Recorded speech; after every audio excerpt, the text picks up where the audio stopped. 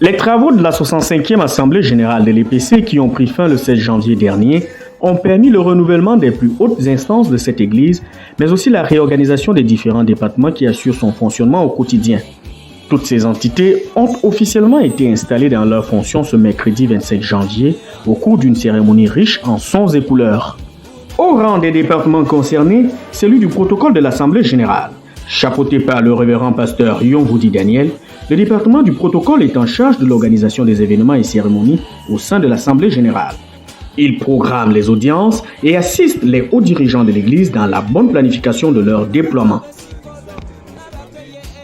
Mais l'EPC, c'est aussi un creuset du savoir, un foyer d'émulation intellectuelle au service de la nation, du continent et du monde. À ce titre, l'Église presbytérienne camerounaise dispose des écoles, des instituts et des universités où la formation rigoureuse de l'homme dans sa totalité n'a pas de prix. Dans cette optique, le département de l'enseignement supérieur a lui aussi installé solennellement ses nouveaux ouvriers. Le révérend Dr Nkolo Fanga Jean-Patrick est le nouveau recteur de Foulassi, tandis que le Dr Abesolombia présidera désormais aux destinées de l'Institut d'Aguerre de Bibia. Pilier idéologique dans une communauté religieuse, le département de l'éducation chrétienne ventile les valeurs morales et éthiques au sein des différents mouvements associatifs en accord avec les objectifs, la mission et la vision de l'Église. Après de longs et bons services rendus à l'Église au sein de ce département, le révérend pasteur Abon Jean Ekar a cédé son fauteuil au nouveau directeur, le révérend docteur Wundi Paul Francis. À ce dernier, il a été demandé de faire montre d'habileté managériale, de préservation des acquis et de rigueur dans la gestion.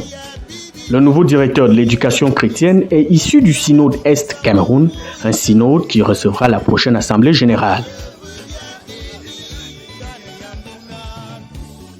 Le Seigneur se glorifie à travers l'Assemblée générale de l'État. Non seulement il m'a donné, il nous a accordé, il a accordé à son église, l'Assemblée générale, de se tenir à Bel, mais on m'apprend encore qu'il y a l'annulation de je ne veux pas, je ne m'y attendais pas. Merci. Merci Dieu, merci. On dit donc merci à Dieu. C'est par des réjouissances populaires et fraternelles que ces cérémonies d'installation ont pris fin. Joseph Tierno Meunier, Bounan Télévision, Montréal.